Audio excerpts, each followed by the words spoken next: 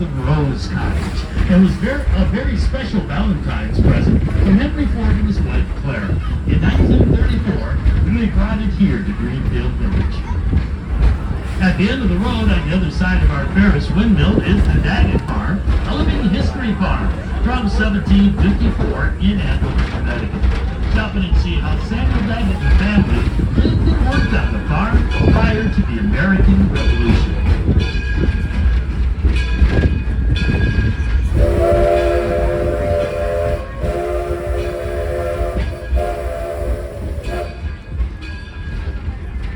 And we're now about to pass our new horse paddock down here at Hawthorne Glade.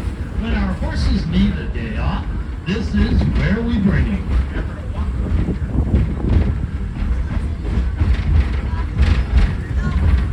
The locomotive at the head of our train today is the Thomas A. Edison. It's a coal-fired steam engine that was basically cobbled together back in 1932 at the Ford Rouge plant from an old 1868 Manchester that was once, owned by Thomas Edison. The thing is, Henry didn't want a Manchester engine, he wanted a Mason. So he redesigned it, to sort of kind of look like a Mason.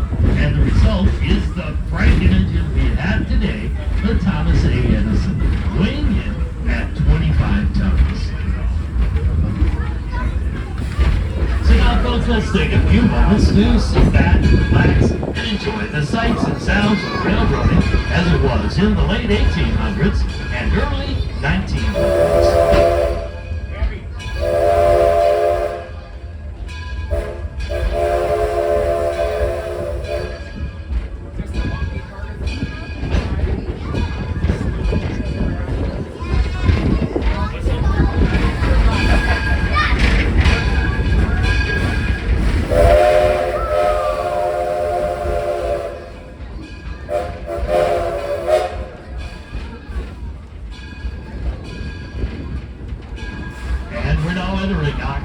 Island.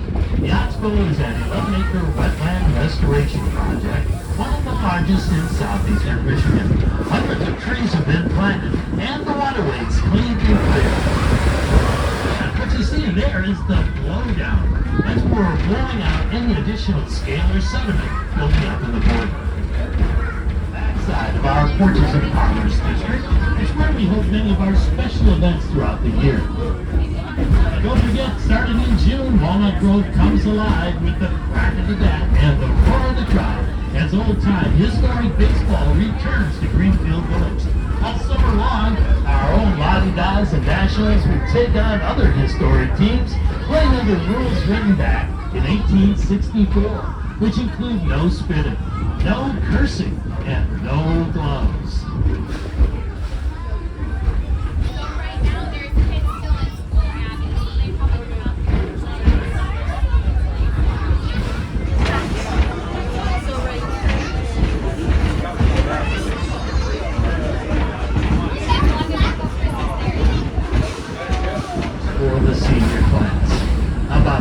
Going to class in a rail car.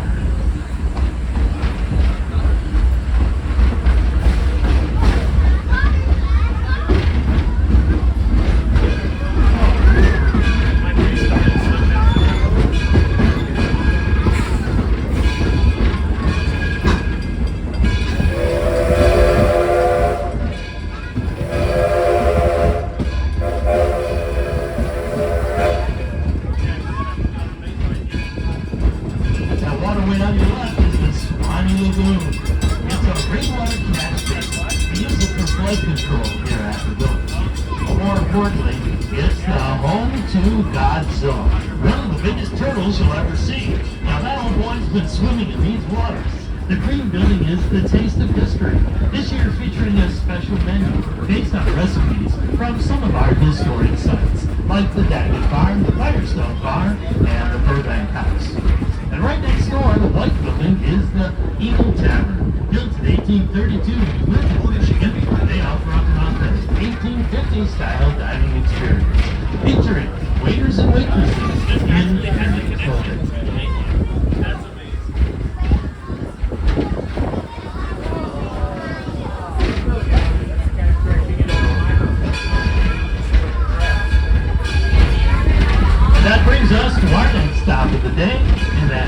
District Station. From here you have full access to Railroad Junction, Main Street, and Liberty Craft Works. If you're leaving us here, please stay seated till the train comes to a complete stop. The engineer will give a blast of the whistle, meaning the air brake is set. And then I'll give you the go-ahead to exit on the left side only. So please stay seated, everyone, till you hear that whistle blow. And there's the whistle. It's safe now to exit on the left side only. Times, waiting for me in the Greenfield Village. The pass by the switch gate, 1858, the veteran line, return to Power Creek. There's only about the alignment of Southwest.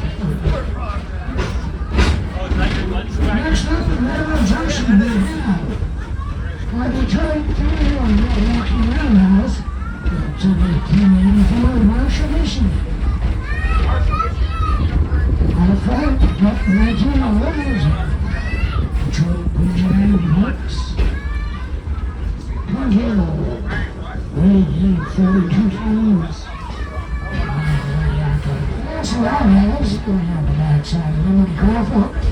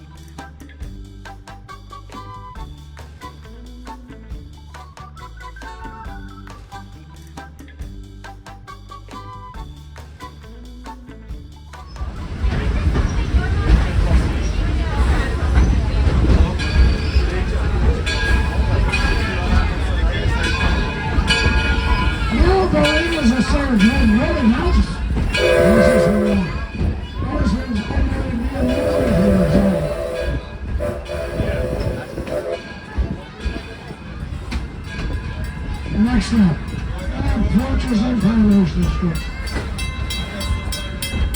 The actual cut up bridge